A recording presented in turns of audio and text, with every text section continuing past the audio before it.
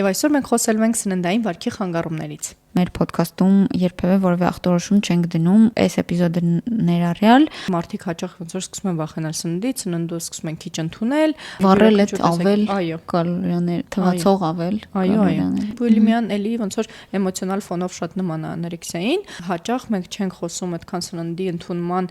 սովորությունների մասին, այլ շատ ավելի խորը տրավմատիկ իրադարձությունների մասին։ Դու պարզ տեսնում ես, որ ասենք քո համար դու չաղացել ես։ Հագուստը հին ինքը վերադառնա իրեն։ Ինքը շատ տագնապ ունենում, ինքը իրան մեղադրում է, ասում է, վայ, խի կերա, էլի կերա, հա, ես պետք է վсё երկուշաբթիից իմ կյանքը փոխեմ, ես արդեն սկսել երկուշաբթիից, էսի որորդ երկուշաբթին է, ու այ այդ շատ բարդ փուլ է։ Ամոթ չի դիմեք մասնագետի, այդ բեռը մենակով պետք չի տանել։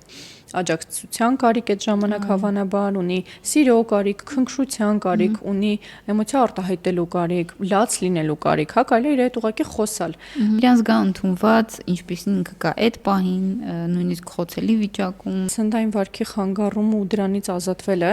այդ շատ հետաքրքիր ու հավես process է, որտեղ դու ես ու դա քո մասին է, քեզ սիրելու, քեզ հասկանալու, քեզ ճանաչելու մասին process է, ու ինձ թվում է, որ այդ ճանապարհը կարելի է անցնել ու ամոթ չի դիմել մասնագետի ու այդ ճանապարհը անցնել մասնագետի հետ։